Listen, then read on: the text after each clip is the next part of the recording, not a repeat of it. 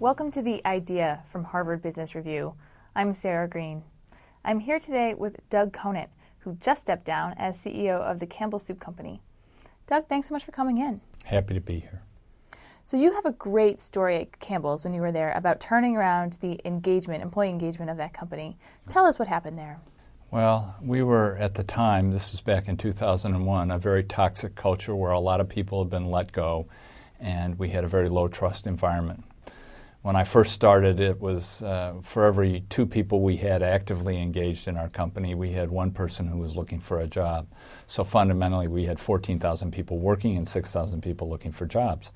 And since I've been there and since our team has really tackled this issue, we now have 17 people wildly engaged for every 1 person who's not. And those are world-class levels. So it's been a wonderful story. I think it's foundational for a high-performance company. You cannot expect to perform at a high level unless people are personally engaged. And they're not going to be personally engaged unless they genuinely believe that you are personally engaged in trying to make their lives better. You have written on HBR.org about, I think, part of that, which is declaring yourself. What do you mean by that, and how does that impact engagement? I think we have to realize that people are not mind readers. They don't know exactly what you're thinking. I think you have to tell them, and sometimes we take that for granted because we know so clearly what we're doing and why we're doing it, but people are not mind readers. You have to tell them.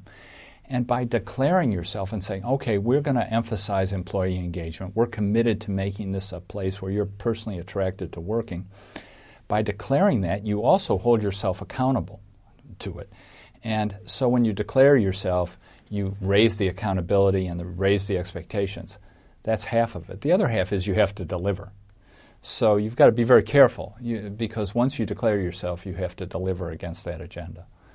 I want to also ask you about another specific part of this, which is the handwritten note, because that's something that you've become known for. What's the power of that? Well, to frame the idea, I have a practice of writing 10 to 20 notes a day to employees in our company, celebrating their successes. You see, in my line of work, I've been trained to find the busted number in a spreadsheet and find all the things that are going wrong. The entire culture is built to find things that are going wrong and fix them.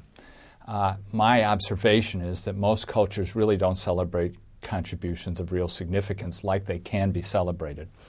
So I developed this practice of writing notes to our employees all around the world, and over the course of the 10 years, when we added them all up, it was over 30,000 notes. And we only have 20,000 employees. And what's cool is wherever I would go in the world, whether it's Shanghai or Lubeck, Germany, or Paris, France, or and in Mexico City, in employee cubicles, you would find my handwritten notes posted on their bulletin boards, kind of celebrating their contribution. Now, there are a couple things that are important to know. One is they were not gratuitous notes. They related to something specifically these people had done that had enhanced our company. 2 is they were handwritten, because I believe it's important that you make it personal. To me, an email's okay, but it's insufficient. If I have the time, make the time to write the note, it's something that people will treasure. You know, unfortunately, my first 25 years of my career, I think I got about 2 notes, you know, and I saved both of them. But I saw the power in it as I got started at Campbell. And it was a way for me to emphasize the strategies we were on and how important engagement was, to let people know I was paying attention. And it sent a lot of positive signals to the organization. I'm glad I did it. One final question for you. I know a lot of executives talk about management by walking around. You actually put on a pedometer. What did you get from that exercise? Well, we were emphasizing years ago this notion of people getting 10,000 steps in a day. And we were encouraging people to find ways to get exercise and be healthy. And my schedule is just insane. But the one thing I could do, inevitably, in the middle of a day, a half hour would free up. And so I would put my pedometer on, and I put walking shoes on so people would know I was doing my walk. And I would just start walking all over the building.